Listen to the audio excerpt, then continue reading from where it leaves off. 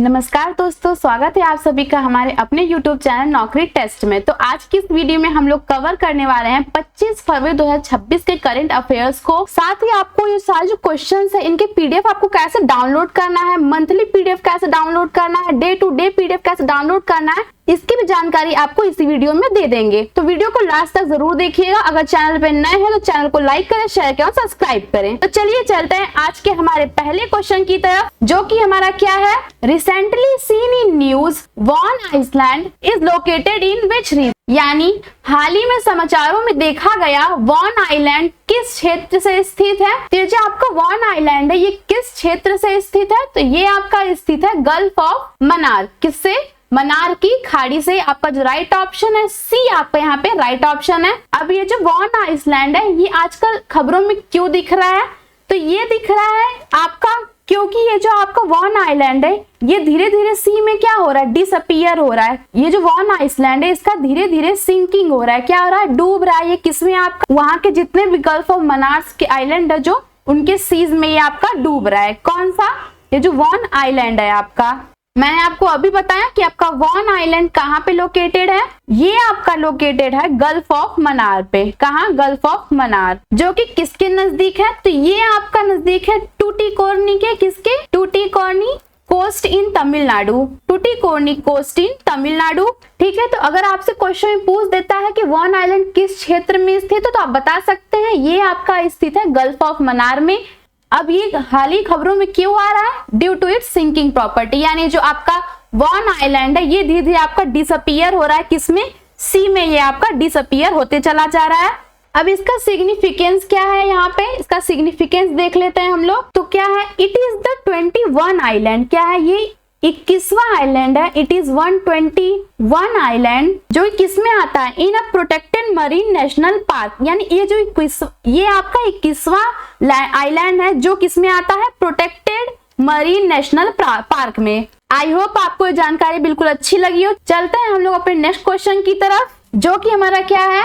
National organ and tissue transplant organisation यानी NOTTO work under which ministry, यानी national organ tissue transplant organisation किस मंत्रालय के अंतर्गत कार्य करता है। तो ये आपका जो NOTTO है ये किस मंत्रालय के अंतर्गत काम करता है, तो ये आपका काम करता है ministry of health and family welfare. किसके अंतर्गत? Ministry of health and family welfare. आपका जो यहाँ पे राइट ऑप्शन है सी आपका यहाँ पे राइट ऑप्शन है, स्वास्थ्य एवं परिवार कल्याण मंत्रालय के अंदर ये आपका आता है। तो ये आपका आता है ministry health and family welfare के अंतर्गत ये आपका आता है। अब ये आपका NOTTO है क्या? अब ये जो आपका national organ and tissue transplant organisation है ये आपका क्या है? ये एक नेशनल बॉडी है। क्या है? नेशनल बॉडी, जो कि क्या हैंडल करती है? ये आपका हैंडल करता है ऑर्गन डोनेशन और क्या करता है? ट्रांसप्लांटेशन। जैसा कि क्या यहाँ पे ट्रांसप्लांटेशन में आ जाएगा, जैसे किडनी ट्रांसप्लांट होता है ना वो आ जाएगा आपका इसमें, हार्ट ट्रांसप्लांट, लिवर ट्रांसप्लांट, ये आपके जो है किसके अंतर्गत आते हैं? ये सब आपके NOTTO में आते हैं, जो कि क्या है हमारा national organ and tissue transplant organisation है ये, जो कि कहाँ पे है? इंडिया में ही है। कहाँ पे? इंडिया में। तो ये लोग आप लोग ध्यान दीजिएगा कि ये आपका जो NOTTO ऑर्गेनाइजेशन ये कहाँ पे है? ये आपका इंडिया में ही है। बाय द वे आपसे क्वेश्चन में पूछ देता है कि ये किस मिनिस्ट्री के अंतर्गत आता है, तो आप बता सकते हैं ये आपका आता है ministry of health and family welfare के अंतर्गत ये आपका आता है। किसके अंतर्गत? Ministry of health and family welfare के अंतर्गत। अब ये करता क्या है आपका? तो ये क्या करता है? It manage the national registry of donor and recipient. ये क्या करता है? डोनर्स की नेशनल रजिस्ट्री और उनके रिसेप्टेंट को मैनेज करता है। क्या करता है? Manage the national registry of donor and recipient. तो ये मैनेज करता है ताकि जो उनके बीच में डिस्ट्रीब्यूशन है ऑर्गन्स का वो फेयर रहे, यानी ताकि क्लियर रहे जो ऑर्गन का ट्रांसप्लांटेशन है वो रूल्स के हिसाब से हुआ है। अब इसकी ऑफिस आपका कहाँ पे है? तो इसकी ऑफिस है आपकी न्यू दिल्ली में। कहाँ पे इसका ऑफिस है? न्यू दिल्ली में आपका ऑफिस है NOTTO का। बाय द वे आपसे क्वेश्चन में पूछ देता है कि NOTTO का ऑफिस हेड ऑफिस कहाँ पे है, तो आप बता सकते हैं कि न्यू दिल्ली में उसका हेड ऑफिस है। तो चलिए चलते हैं हमारे नेक्स्ट क्वेश्चन की तरफ, जो कि हमारा क्या है। Which tiger reserve launched the वनजीवी दीदी initiative for women to protect wildlife in February 2026? यानी फरवरी 2026 में महिलाओं को वन्यजीव संरक्षण के लिए वनजीवी दीदी पहल किस टाइगर रिजर्व ने शुरू किया है? तो किस टाइगर रिजर्व ने शुरू किया है? ये आपका शुरू किया गया है पलामू टाइगर रिजर्व द्वारा। आपको जिसमें राइट ऑप्शन है वो है डी, पलामू टाइगर रिजर्व द्वारा ये आपका शुरू किया गया है। इसका आपका मेन मोटिव क्या था? तो इसका मोटिव था वहां के जितने भी शिक्षित महिलाएं हैं उनको वन का संरक्षण करना, यानी एम्बेसडर वहां के उनको बनाना। क्या करना? प्रशिक्षित करना वहां की महिलाओं को, जितने भी वहां की एजुकेटेड महिलाएं हैं उनको एज ए एम्बेसडर के रूप में वहां पे उनको प्रशिक्षित करना। क्या करना? प्रशिक्षित करना। एम्बेसडर के रूप में उनको वन संरक्षण का प्रशिक्षित करना। क्या करना? प्रशिक्षित करना। इसमें इनका काम क्या होता था? तो इसमें उन लोग वहां के लोगों को ये समझाना होता था कि जो जंगल है यानी वहां के एनिमल और फॉरेस्ट लाइफ को हार्म न करने के लिए वहां पे उनको शिक्षित किया जाता था। पहल है वनजीवी दीदी, इसके द्वारा आपको वहां के लोगों को जागरूक किया गया था। इससे फायदा क्या होता है? तो इससे फायदा हो कि वहां के जितने भी वन की कटाइयां हैं और शिकार है वो उनको रोकने में उनको मदद मिलती है। क्या मिलती है? हेल्पफुल होता है उनको to protect the forest and animal life. Helpful to protect forest and animal life. ये आपका शुरू कब किया गया था? तो ये आपका शुरू किया गया था 17 फरवरी 2026 को। कब? 17 फरवरी 2026 को ये आपका शुरू किया गया था। तो बाय द वे आपसे क्वेश्चन पूछ देता है इससे फायदा क्या था? तो इससे फायदा था कि वहां के जितने भी फॉरेस्ट हैं और एनिमल है उनको बचाने में वहां पे उनको मदद मिलती थी। तो चलिए चलते हैं हम लोग नेक्स्ट क्वेश्चन की तरफ। मैं उम्मीद करती हूँ आपको ये क्वेश्चन बिल्कुल अच्छे से क्लियर हो गया होगा। अब ये हमारा नेक्स्ट क्वेश्चन यहाँ पे क्या दिया गया है? In which state has the Meri Rasoi scheme been launched for poor families?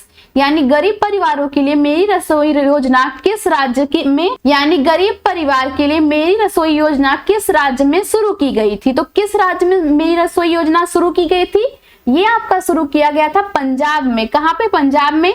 आपको जो राइट ऑप्शन है बी आपका यहाँ पे राइट ऑप्शन हो जाएगा। पंजाब आपका यहाँ पे मेरी रसोई योजना यहाँ पे शुरू किया गया था। अब ये जो मेरी रसोई योजना है ये किसके द्वारा अनाउंस किया गया था? तो ये आपका अनाउंस किया गया था भागवत मान के द्वारा, जो कि क्या है? सीएम है, यानी चीफ मिनिस्टर है। अनाउंस्ड बाय सीएम भागवत मान द्वारा ये आपका अनाउंस किया गया था मेरी रसोई योजना। कहाँ पे? पंजाब में। ये आपका फरवरी 2026 में ही शुरू किया गया था। अब इसका मेन मोटिव क्या था? तो इसका मेन मोटिव था फ्री का फूड प्रोवाइड करना और कुछ किट्स प्रोवाइड करना टू द पुअर फैमिली। यानी ये एक स्पेशल स्कीम थी एक, जिसके द्वारा फ्री फूड और किट प्रोवाइड कर रहे थे। किसको? टू पुअर फैमिलीज, यानी जो गरीब फैमिलीज थी उनको फ्री का फूड प्रोवाइड कर रहे थे और कुछ किट भी प्रोवाइड कर रहे थे। कब कब प्रोवाइड कर रहे थे? एवरी 3 मंथ, यानी हर तीसरे महीने पे। तो इस किट में था क्या? इस किट में था आपका, तो इस किट में 2 किलो आपका क्या था? दाल था। क्या था? और दाल में बहुत ही प्रकार की वहां पे दाल थी, जैसे मूंग हो गया, चना हो गया, ये सब वगैरह दाल थी उस किट में थी। और क्या था? 2 केजी शुगर था, 2 केजी शुगर था। और क्या था उसमें? 1 केजी सॉल्ट था। और क्या था? 200 ग्राम हल्दी पाउडर था, यानी टर्मरिक पाउडर। और उसमें क्या क्या था? 1 लीटर मस्टर्ड ऑयल। और क्या था? तेल था, उसमें ऑयल था, ऑलिव ऑयल। तो ये चीजें थी जो इस किट में यहाँ पे प्रोवाइड की गई थी। अब कैसे पता चलता था कि किन फैमिलीज को देना है? तो ओवर 4 बिलियन फैमिलीज, यानी 4 मिलियन से भी ज्यादा फैमिलीज को ब्लू कार्ड दिया गया था। कौन सा card? Blue card. 4 million families को एक ब्लू कार्ड दिया गया था, जिससे पता चलता था कि इन परिवारों को ये जो फ्री का फूड और किट है वो प्रोवाइड करना है। ये आपका कब शुरू हुआ था? तो ये आपका शुरू हुआ था अप्रैल में 2026 में। कब? यानी आपका अभी शेड्यूल्ड है, कब होगा? ये आपका अप्रैल 2026 में शेड्यूल्ड है। ये आपका क्यों किया गया है? ताकि वहां के जितने भी गरीब बच्चे हैं और फैमिलीज हैं उनको अच्छे से न्यूट्रिशन मिल सके और उनकी जो डाइट है वो भी एकदम प्रॉपर रह सके। आई होप आपको ये जानकारी बिल्कुल अच्छी लगी होगी। तो चलिए चलते हैं हम लोग अपने नेक्स्ट क्वेश्चन की तरफ। तो नेक्स्ट क्वेश्चन को स्टार्ट करने से पहले मैं आपको बता दूं कि इन सभी का क्वेश्चन जो दिए गए हैं आपको इसका पीडीएफ कैसे डाउनलोड करना है। गूगल में सर्च करेंगे naukritest.com, नीचे वेबसाइट देखने को मिलेगी, इस पे क्लिक करेंगे। वेबसाइट का इंटरफेस इस प्रकार देखने को मिल जाएगा। नीचे आपको स्क्रॉल करके आना है। देखिए यहाँ पे दिया गया है ऑल एग्जाम्स नोट्स। अगर आपको हर एक एग्जाम के नोट चाहिए बिल्कुल डिटेल में, तो इन सभी पे क्लिक करके आप डाउनलोड कर सकते हैं। अगर मॉक टेस्ट चाहिए तो इन सभी पे क्लिक करके मॉक टेस्ट जो है दे सकते हैं। स्क्रॉल करके नीचे आएंगे, अपडेट में आपको देखने को मिलेगा free mock test all exam, PDF notes all exam और लेटेस्ट करंट अफेयर। अगर आपको हर एक एग्जाम का मॉक टेस्ट देना है तो इस पे क्लिक करके मॉक टेस्ट जो है दे सकते हैं। मान लीजिए मैंने इस पे क्लिक किया, स्क्रॉल करके नीचे आएंगे, देखिए यहाँ पे लगभग हर एक गवर्नमेंट एग्जाम का जो मॉक टेस्ट है यहाँ पे कवर किया गया, जिसको आप इजीली यहाँ पे दे सकते हैं। पीडीएफ नोट को बिल्कुल फ्री में डाउनलोड करना है तो इस पे क्लिक करके डाउनलोड कर सकते हैं। यहाँ पे आपको देखने को मिलेगा लेटेस्ट करंट अफेयर, इस पे क्लिक करेंगे, स्क्रॉल करके नीचे आएंगे, देखिए यहाँ पे देखने को मिलेगा कंप्लीट 2025 करंट अफेयर और जनवरी 2026।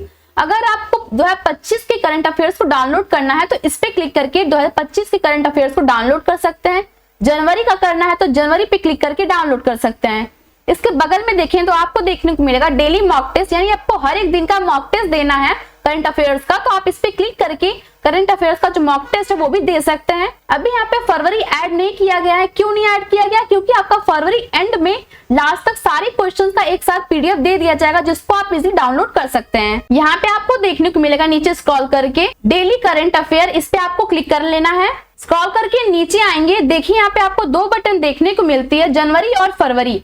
जनवरी पे क्लिक करके आप हर एक दिन का यहाँ पे पीडीएफ जो है डाउनलोड कर सकते हैं। फरवरी चल रहा है, फरवरी पे क्लिक करेंगे, स्क्रॉल करके नीचे आएंगे, देखिए यहाँ पे फरवरी का हर एक दिन का जो क्वेश्चन है पीडीएफ के फॉर्म में दिया गया, जिसको आप इजीली यहाँ से डाउनलोड कर सकते हैं। अगर आपको इन सभी का लेक्चर भी चाहिए तो आप YouTube पे जाके देख सकते हैं। मैं उम्मीद करती हूँ आपको ये जानकारी बिल्कुल अच्छी लगी हो। अगर अच्छी लगी हो तो जल्दी जाके इन सभी करंट अफेयर्स को आप लोग डाउनलोड करिए, ताकि आपको पढ़ने में आसानी हो।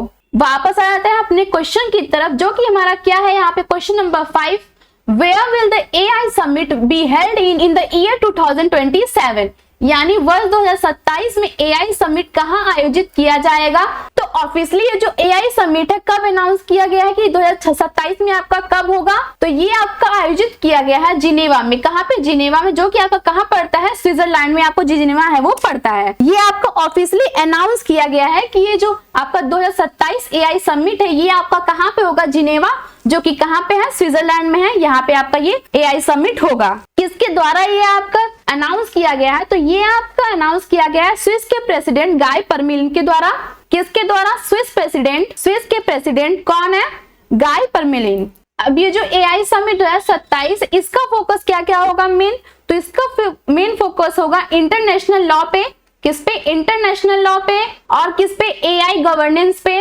और किस पे? इथिकल फ्रेमवर्क पे। किस पे? इथिकल फ्रेमवर्क पे इसका आपका जो मेन फोकस है वो रहेगा। ये जो आपका AI समिट 2027 है, इसकी बैठक किसके साथ मिलके की गई है? तो ये आपका हुआ था UAE यानी यूनाइटेड अरब इमिरेट्स के बीच में और स्विट्जरलैंड के बीच में। किसके बीच में कोलैबोरेशन हुआ था? तो ये आपका हुआ था UAE के द्वारा। अब ये क्या है आपका?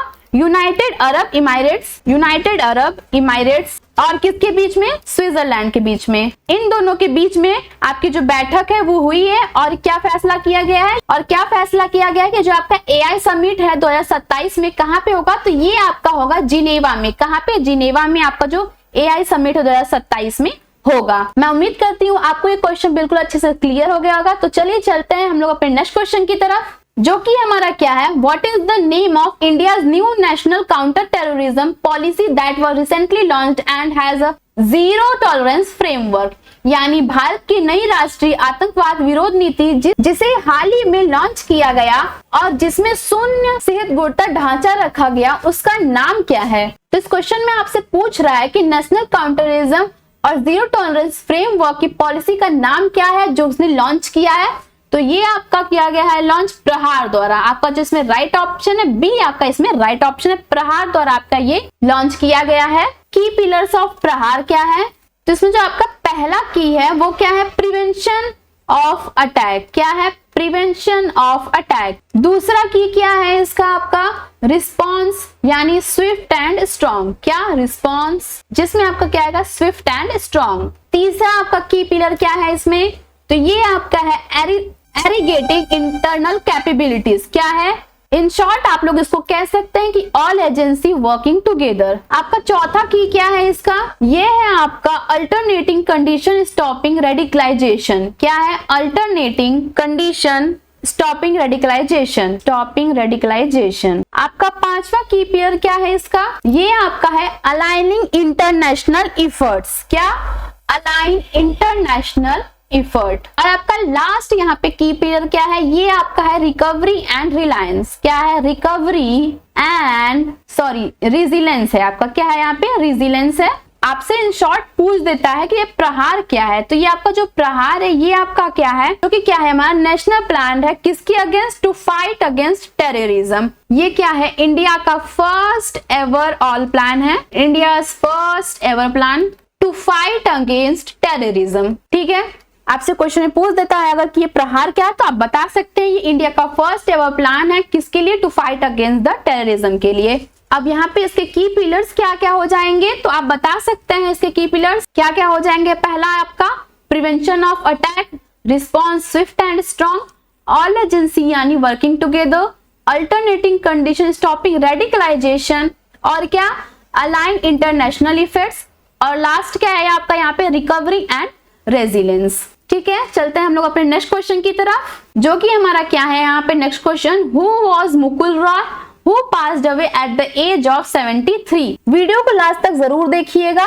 तो यहाँ पे क्वेश्चन में क्या पूछा है, 73 वर्ष की आयु में जिनका निधन हुआ मुकुल रॉय कौन थे। यानी पूछा है कि 73 की उम्र में जिनकी मृत्यु हुई वो मुकुल रॉय कौन थे। तो ये जो मुकुल रॉय है ये आपके क्या है, फॉर्मर यूनियन रेलवे के मिनिस्टर है, और क्या है, सीनियर पॉलिटिशियन है। क्या है आपका, जिसमें राइट ऑप्शन है सी, आपका यहाँ पे इसका राइट ऑप्शन है। क्या है, पॉलिटिशियन। अब ये जो आपके मुकुल रॉय हैं इनका बर्थ कब हुआ था, यानी इनका जन्म कब हुआ था, तो इनका जन्म हुआ था आपका 17 अप्रैल 54 में। इनका जो जन्म हुआ था वो कब हुआ था, 17 अप्रैल 1954 में। यानी इनका बर्थ कब हुआ था, इनका बर्थ हुआ था 17 अप्रैल 1954 में। और इनका डेथ कब हुआ था, तो इनकी जो मृत्यु हुई थी वो हुई थी 23 फरवरी 2026 को। 23 फरवरी 2026 को इनका डेथ हो गया था। 17 अप्रैल 1954 को इनका जन्म हुआ और 23 फरवरी 2026 को उनका मृत्यु हो गया। अब ये आपके थे कौन, तो ये आपके थे एक पॉलिटिशियन, कहाँ के, वेस्ट बंगाल के, पॉलिटिशियन ऑफ वेस्ट बंगाल। इन्होंने कैसे सर्व किया था, तो इन्होंने सर्व किया था as a minister of state. इन्होंने सर्व किया था किसमें, शिपिंग मिनिस्ट्री। शिपिंग मिनिस्ट्री में पहले तो इन्होंने सर्व किया था, फिर किसमें किया, एंड बाद में इन्होंने किया था मिनिस्ट्री ऑफ रेलवे में। किसमें, मिनिस्ट्री ऑफ रेलवे में। कब किया था आपसे पूछ देता है, तो आप बता सकते हैं कि इन्होंने किया था during the second UPA government. कब किया था, सेकेंड यूपीए की गवर्नमेंट के दौरान इन्होंने किया था। क्या किया था, शिपिंग मिनिस्ट्री, और बाद में क्या, मिनिस्ट्री ऑफ रेलवे। कब किया था, ड्यूरिंग सेकेंड यूपीए। मैं उम्मीद करती हूँ आपको ये क्वेश्चन बिल्कुल अच्छे से क्लियर हो गया होगा। चलते हैं हम लोग अपने नेक्स्ट क्वेश्चन की तरफ। अगर चैनल पे नए हैं तो चैनल को सब्सक्राइब भी जरूर कीजिएगा। हमारा यहाँ पे नेक्स्ट क्वेश्चन क्या दिया गया है, recently where was the 87th raising day ceremony of Central Reserve Police Force CRPF held. यानी हाल ही में सीआरपीएफ के 27वें स्थापना दिवस समारोह का आयोजन कहाँ हुआ है, तो 27वें स्थापना दिवस का समारोह कहाँ हुआ है, ये आपका हुआ है गुवाहाटी में। कहाँ पे, गुवाहाटी में। आपका जिसमें राइट ऑप्शन है सी, इसमें आपका राइट ऑप्शन है, गुवाहाटी में आपका स्थापना दिवस समारोह मनाया गया है। अब गुवाहाटी में आपका किस स्टेडियम में मनाया गया, तो ये आपका मनाया गया है अर्जुन भोगेश्वर बुमराह स्टेडियम में। यह जो आपका रेजिंग डे सेरेमनी है इसका स्थापना दिवस मनाया गया है गुवाहाटी में अर्जुन भोगेश्वर बुमराह स्टेडियम में, ये आपका मनाया गया है। अब इसकी शोभा बढ़ाने के लिए कौन से मिनिस्टर आए थे, तो वहां पे आए थे आपके union home minister Amit Shah. कौन आए थे, अमित शाह आए थे। यहाँ पे ग्रेस द अमित शाह आए थे, क्या करने के लिए, शोभा बढ़ाने के लिए, किसकी, 87th रेजिंग डे सेरेमनी की। 87th रेजिंग डे सेरेमनी आप, या फिर आप इसको परेड भी बोल सकते हैं, किसकी, सीआरपीएफ की। तो यहाँ पे आपसे एक क्वेश्चन ये भी बन सकता है कि रेजिंग डे सेरेमनी में कौन एज अ चीफ गेस्ट आए थे, तो आप बता सकते हैं कि जो अमित शाह है ये क्या आए थे, एज अ चीफ गेस्ट वहां पे आए थे। एक और क्वेश्चन आपका यहाँ से बन सकता है कि किस स्टेडियम में ये आपका जो समारोह है वो आयोजित किया गया था, तो ये आप बता सकते हैं कि अर्जुन भोगेश्वर बुमराह स्टेडियम में आपका ये आयोजित किया गया था। स्टेडियम में आपका ये आयोजित किया गया था। तो चलिए चलते हैं हम लोग अपने नेक्स्ट क्वेश्चन की तरफ। हमारा क्या है यहाँ पे, who recently topped the medal table at the 26 winter Olympics. यानी हाल ही में 2026 विंटर ओलंपिक्स में मेडल तालिका में शीर्ष पर कौन रहा। विंटर ओलंपिक्स मेडल में कौन शीर्ष पर रहा है? तो ये आपका इसमें जो करेक्ट आंसर है वो है नॉर्वे। सी आपका इसमें राइट ऑप्शन है। तो चलिए चलते हैं हम लोग अपने नेक्स्ट क्वेश्चन की तरफ, जो कि हमारा क्या है यहाँ पे, recently where did the Indian Army successfully test the Strela 10 air defence missile. यानी हाल ही में भारतीय सेना ने स्ट्रेला 10 वायु रक्षा मिसाइल का सफल परीक्षण कहाँ किया? तो इंडियन आर्मी द्वारा स्ट्रेला 10 का वायु परीक्षण कहाँ पे हुआ है? तो ये आपका हुआ है पोखरण में। कहाँ पे? पोखरण में। अब ये आपका पोखरण क्या है? तो ये आपका है फील्ड फायरिंग रेंज, जो कि कहाँ पे पड़ता है? आपका राजस्थान में पड़ता है।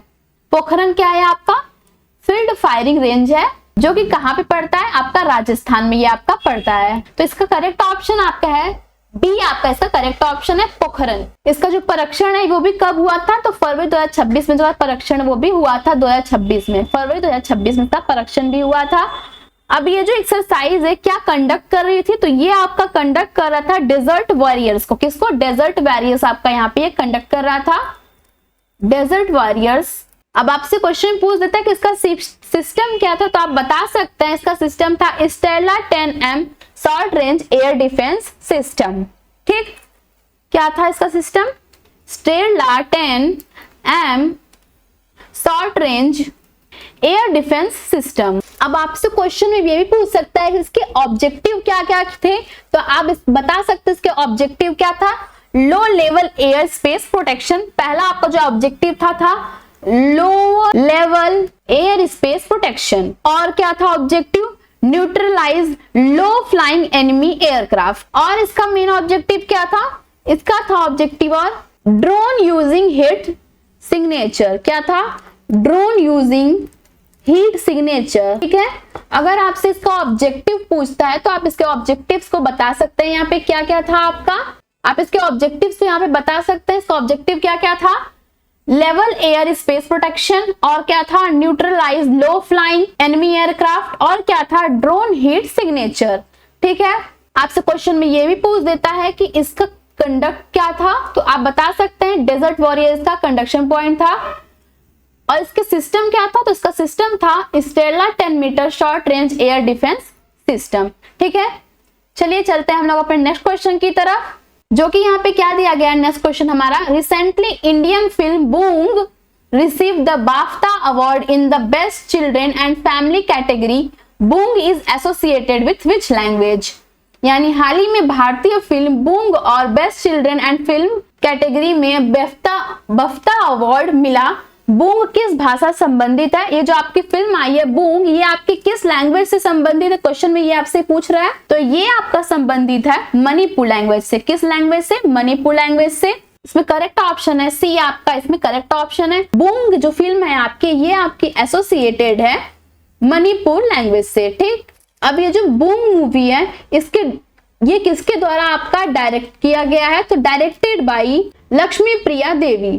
यानी आपसे पूछ देता है कि जो बूंग मूवी आई है ये किसके द्वारा आपका डायरेक्ट किया गया है, तो आप बता सकते हैं कि आपका ये डायरेक्ट किया गया है लक्ष्मी प्रिया देवी द्वारा। अब ये जो अवार्ड है ये उनको कहाँ पे मिला था? तो मिला था ये आपका अवार्ड लंदन में। ठीक, किस मंथ में? फरवरी मंथ 2026 में ये आपका ये जो अवार्ड है ये मिला है इनको, बाफ्टा अवार्ड इनको मिला है। चलिए चलते हैं हम लोग अपने नेक्स्ट क्वेश्चन की तरफ, जो कि हमारा क्या है यहाँ पे, who recently won the ATP 500 Rio Open Men's Single Title। यानी हाल ही में ATP 500 रायो ओपन में पुरुष एकल खिताब किसने जीता है? तो पुरुष एकल खिताब किसके द्वारा जीता गया है यहाँ पे? तो ये आपका जीता गया है टॉमस मार्टिन एचेवरी के द्वारा। किसके द्वारा? Tomas Martin एचेवरी। आपको इसमें करेक्ट ऑप्शन सी है, इसमें करेक्ट ऑप्शन आप टॉमस मार्टिन एचेवरी के द्वारा आपका जो ATP 500 रायो ओपन मेन सिंगल टाइटल ये किताब जीती गई है। ठीक है, चलते हैं हम लोग अपने नेक्स्ट क्वेश्चन की तरफ। मैं उम्मीद करती हूँ आपको ये सारी क्वेश्चन बिल्कुल अच्छे से क्लियर हो गए होंगे। जो कि यहाँ पे क्या दिया गया है, who has recently been appointed executive vice president and chief executive officer of the Microsoft gaming division. यानी हाल ही में माइक्रोसॉफ्ट गेमिंग विभाग के एग्जीक्यूटिव वाइस प्रेसिडेंट यानी माइक्रोसॉफ्ट गेमिंग के वाइस प्रेसिडेंट और चीफ एग्जीक्यूटिव ऑफिसर के रूप में किसे नियुक्त किया गया है? तो ये जो आपकी आशा शर्मा है, इनको एज अ माइक्रोसॉफ्ट गेमिंग के वाइस प्रेसिडेंट और चीफ एग्जीक्यूटिव ऑफिसर के तौर पे नियुक्त किया गया है। आपका जो करेक्ट ऑप्शन है सी, इसमें आपका करेक्ट ऑप्शन है। अगर आपसे क्वेश्चन में पूछ देता है अलग अलग करके कि executive vice president of Microsoft gaming किसको बनाया गया, तो इसमें आपका ऑप्शन क्या होगा? करेक्ट, आशा शर्मा ही करेक्ट ऑप्शन होगा। अगर आपसे ये भी क्वेश्चन पूछ देता है कि चीफ एग्जीक्यूटिव ऑफिसर किसे बनाया गया है, तो इसका भी आपका करेक्ट ऑप्शन क्या होगा? आशा शर्मा ही होगा। ठीक है, चलिए चलते हैं हम लोग अपने नेक्स्ट क्वेश्चन की तरफ, जो कि हमारा क्या है यहाँ पे, whose statue will replace the statue of British architect Edwin Lutyens recently? यानी क्वेश्चन में ये पूछ रहा है कि whose statue यानी किसका स्टैचू यहाँ पे स्थापित किया जाएगा, किसकी जगह पे? British architect Edwin Lutyens recently installed in central courtyard of Rashtrapati Bhavan. हाल ही में केंद्रीय प्रांगण में स्थापित ब्रिटिश वास्तुकार एडविन लुटियंस की प्रतिमा की जगह किसकी प्रतिमा रखी जाएगी? यानी क्वेश्चन में यही पूछ रहा है कि क्वेश्चन में यही पूछा गया है कि ब्रिटिश आर्किटेक्ट एडविन लुटियंस के प्रतिमा को हटा के किसके प्रतिमा को वहां पे रखा जाएगा? तो किसकी प्रतिमा को रखा जाएगा? तो आपके जो चक्रवर्ती राजगोपालाचारी जी हैं, इनकी प्रतिमा को वहां पे रखा जाएगा। किसकी जगह पे? एडविन लुटियंस की जगह पे। करेक्ट ऑप्शन सी आपका इसमें करेक्ट ऑप्शन है। चक्रवर्ती गोपालाचारी का यहाँ पे जो आपका प्रतिमा है वो रखा जाएगा। राजगोपालाचारी जी का यहाँ पे प्रतिमा रखा जाएगा किसके जगह पे? एडविन लुटियंस के जगह पे। ठीक है, तो चलिए चलते हैं हमारे आज के लास्ट क्वेश्चन की तरफ। देखिए यहाँ पे आज का हमारा लास्ट क्वेश्चन दिया गया है आपका, जिसको आपको कमेंट बॉक्स में कमेंट करके बताना है। आपका लास्ट क्वेश्चन क्या दिया गया है? Who has recently become the youngest prime minister of Netherlands? मैं उम्मीद करती हूँ आप इसका आंसर कमेंट बॉक्स में कमेंट करके जरूर बताएंगे। अगर आपको ये हमारी वीडियो अच्छी लगी हो तो वीडियो को लाइक करें, शेयर करें, सब्सक्राइब करें, ताकि आगे की नोटिफिकेशन आपको मिलती रहे। मिलते हैं नेक्स्ट वीडियो में, तब तक के लिए टाटा एंड गुड बाय।